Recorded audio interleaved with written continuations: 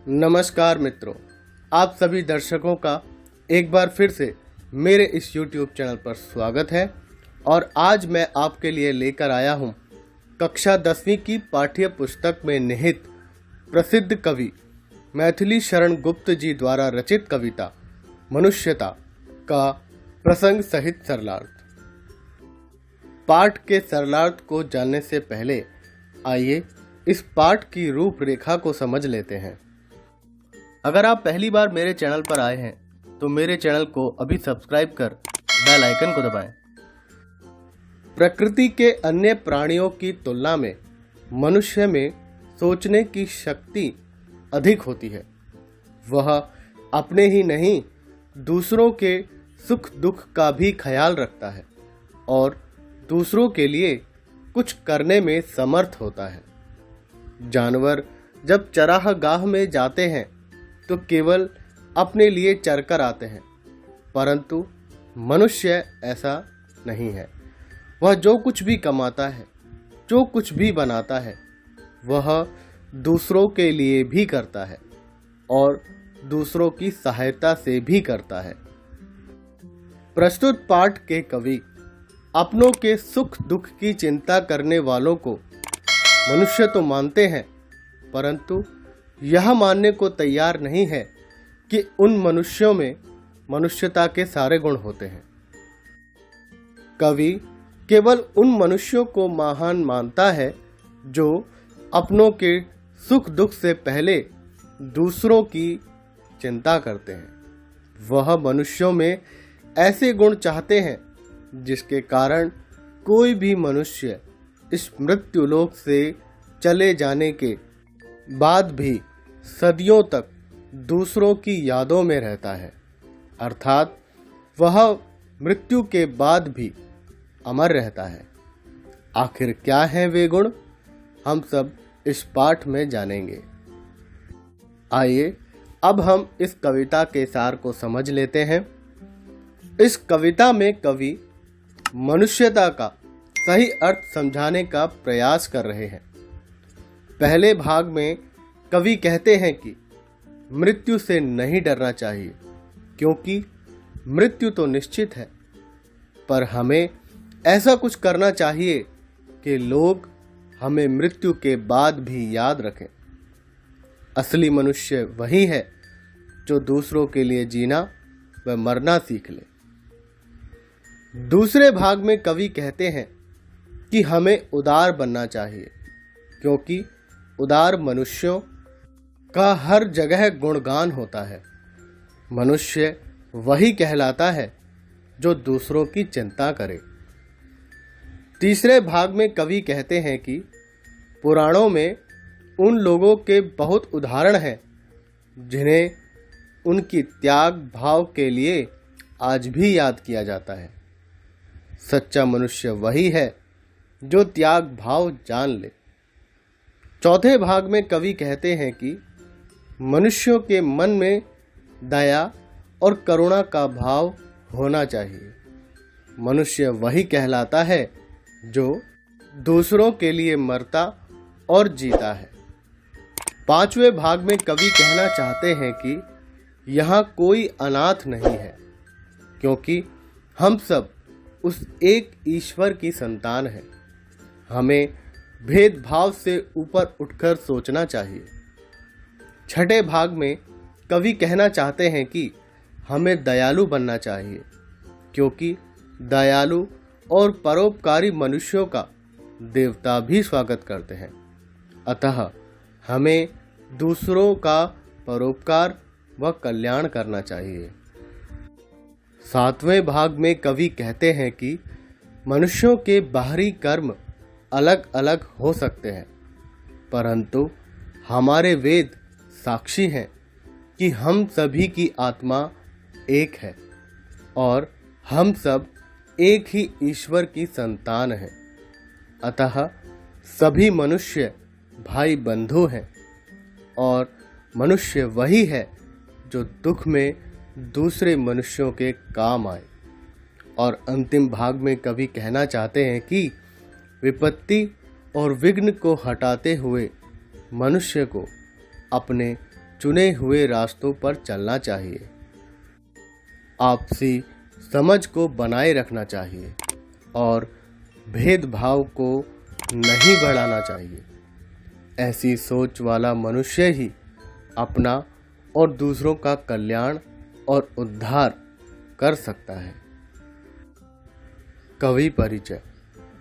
राष्ट्र कवि मैथिली शरण गुप्त का जन्म सन 1886 में झांसी के करीब चिरगांव में हुआ।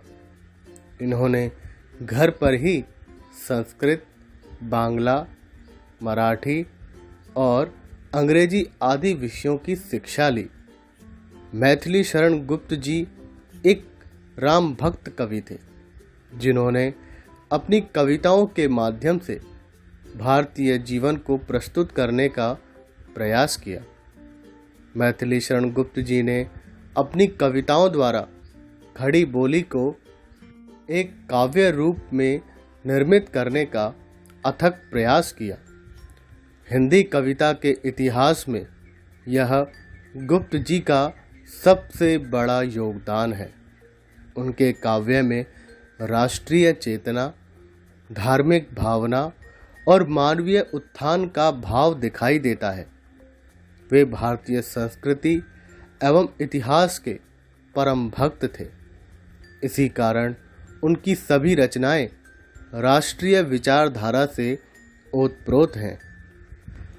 साकेत, यशोधरा, जयद्रथ वध आदि मैथिली शरण गुप्त जी की प्रमुख कृतियां हैं। भारत भारती के लिए मैथिली शरण गुप्त जी को महात्मा गांधी जी ने राष्ट्र कवि की पदवी दी और सन 1954 में भारत सरकार ने इन्हें पद्म भूषण से सम्मानित किया। कविता का पहला पद्यांश है। विचार लो कि मृत्यु हो, न मृत्यु से डरो कभी। मरो परंतु यो मरो, कि याद जो करें सभी। हुई न यो सुमृत्यु तो, वृथा मरे वृथा जिए। मरा नहीं वही की जो, जिया न आपके लिए। वही पशु प्रवृत्ति है कि आप ही चरे। वही मनुष्य है कि जो मनुष्य के लिए मरे, मनुष्य के लिए मरे। प्रसंग।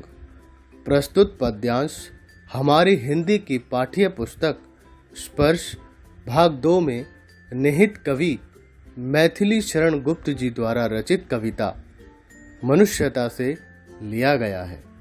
इन पंक्तियों में कवि बताना चाहते हैं कि मनुष्य को कैसा जीवन जीना चाहिए। सरलार्थ। प्रस्तुत पंक्तियों में कवि मैथिली शरण गुप्त जी ने हमें मनुष्यता के लक्षणों से अवगत कराया है। साथ ही उन्होंने हमें इस सत्य से भी अवगत कराया है कि मनुष्य अमर नहीं है, मनुष्य मरणशील है। इस बात को हमें स्वीकार करना चाहिए, तभी हमारे अंदर से मृत्यु का भय दूर होगा। कवि के अनुसार मनुष्य कहलाने का अधिकार उसी को है जो दूसरों के हित तथा दूसरों की खुशी के लिए जीता और मरता है। ऐसे मनुष्य को मृत्यु के बाद भी उसके अच्छे कर्मों के लिए युगों युगों तक याद किया जाता है। इस प्रकार परोपकारी मनुष्य मरकर भी दुनिया में अमर हो जाता है, जबकि स्वार्थी मनुष्य केवल अपना भला व स्वार्थ सोचते हैं और खुद के लिए जीते हैं। ऐसे लोगों के मर जाने पर उन्हें कोई याद नहीं रखता।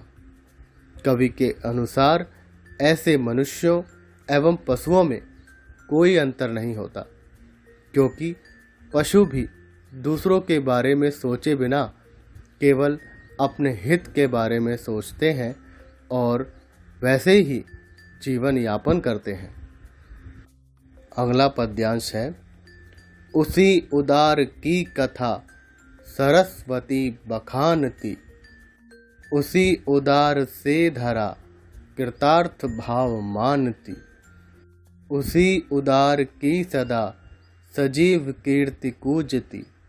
तथा उसी उदार को समस्त सृष्टि पूजती। अखंड आत्म भाव जो असीम विश्व में भरे, वही मनुष्य है कि जो मनुष्य के लिए मरे, मनुष्य के लिए मरे। प्रसंग। प्रस्तुत पद्यांश हमारी हिंदी की पाठ्य पुस्तक स्पर्श भाग 2 में निहित कवि मैथिली शरण गुप्त जी द्वारा रचित कविता मनुष्यता से लिया गया है। इन पंक्तियों में कवि बताना चाहते हैं कि जो मनुष्य दूसरों के लिए जीते हैं, उनका गुणगान युगों युगों तक किया जाता है। सरलार्थ। प्रस्तुत पद्यांश में कवि ने दानी एवं उदार व्यक्ति का गुणगान किया है।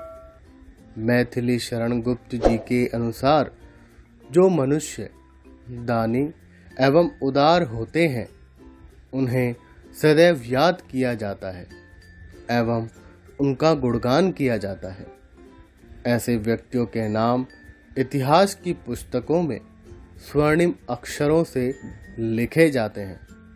स्वयं सरस्वती माता उनकी कीर्ति का बखान करती हैं एवं धरती खुद उनकी उदारता का ऋण मानती है। सारा संसार ऐसे उदार, परोपकारी और दानी मनुष्य की पूजा करता है। ऐसे मनुष्य ही विश्व में आत्मीयता, एकता तथा अखंडता का भाव भरते हैं। अंत में कवि कहते हैं कि सच्चे अर्थों में मनुष्य वही है जो हमेशा दूसरे मनुष्य का भला सोचता है और उसके भले के लिए मर भी सकता है। अगर वीडियो पसंद आया हो तो वीडियो को लाइक कीजिए और अपने दोस्तों के साथ इस वीडियो की जानकारी को शेयर कीजिए। और आपको ये वीडियो कैसा लगा मुझे कमेंट बॉक्स में लिखकर अवश्य बताएं। और इसी तरह हिंदी भाषा से संबंधित क्विज, पाठों के एनिमेटेड वीडियो, कविताओं के सरलार्थ और पाठ के प्रश्नोत्तर की जानकारी प्राप्त करने के लिए मेरे चैनल को सब्सक्राइब करें। एक नए वीडियो में आपसे फिर मुलाकात होगी। धन्यवाद। आपका दिन शुभ रहे।